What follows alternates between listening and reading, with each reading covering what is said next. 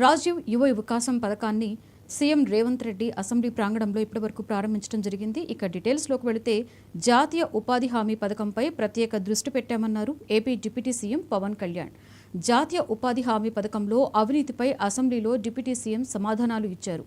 YCP హయాంలో 250 కోట్ల అవినీతి జరిగినట్లుగా అధికారులు గుర్తించారు అన్నారు. ఉపాధి హామీ పథకంలో ఆకస్మిక తనిఖీలు నిర్వహిస్తున్నామని, అవినీతికి పాల్పడినటువంటి కొంతమందిని సస్పెండ్ చేశాము అన్నారు. సోషల్ ఆడిట్ డైరెక్టరే అవినీతికి పాల్పడారు అన్నారు. అందుకే అధికారంలోకి రాగానే అతడిని పక్కన పెట్టామని అన్నారు. Social audit, vigilance, cell quality కంట్రోల్లో కొత్త అధికారులను నియమించామన్నారు. ఉపాధి హామీ పథకంలో ఆకస్మిక తనిఖీలు నిర్వహిస్తున్నామని అన్నారు. అవినీతికి పాల్పడ్డ కొంతమందిని సస్పెండ్ చేశామని, దుర్వినియోగమైనటువంటి కొత్త సొమ్మును రికవరీ చేశామని వెల్లడించారు.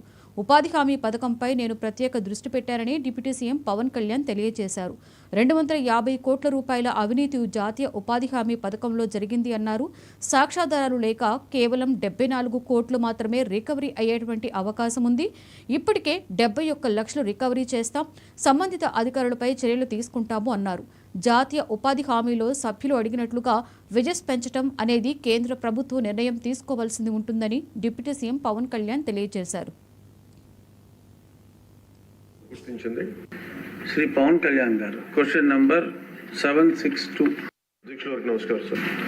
ఉపాధి హామీ పథకం అవినీతిని గురించి నివారించిన ప్రభుత్వం తీసుకున్న చర్యలు వీటికి సంబంధించి ప్రశ్న ఏకి సార్. ఉపాధి హామీ పథకంలో మన నారా చంద్రబాబు గారి నాయకత్వంలో గౌరవ ముఖ్యమంత్రి వారి ఆధ్వర్యంలో మేము ఎన్డీఏ ప్రభుత్వం ఏర్పాటు చేసినప్పటి నుంచి ప్రత్యేకించి ఈ జాతీయ ఉపాధి హామీ పథకంలో చాలా అవినీతి జరిగింది అనేది గత సంవత్సరాలుగా విన్నాం అధ్యక్ష. రాగానే దాన్ని చాలా కూలంకషంగా రివ్యూస్ చేసాం. రివ్యూస్ చేసినప్పుడు ఖచ్చితంగా చాలా అవినీతి అయితే ఉంది. దానికి సంబంధించి మేము తీసుకున్న ఉన్న చర్యలు ఏంటి? ఆకస్మిక తనిఖీలు అధ్యక్ష. ఒకటి, నిఘా సామాజిక తనిఖీ మరియు క్వాలిటీ కంట్రోల్ విభాగాలు నకిలీ మస్తరు జాబితా, తప్పుడు చర్యలను గుర్తించడానికి ఆకస్మిక తనిఖీలు నిర్వహిస్తాయి.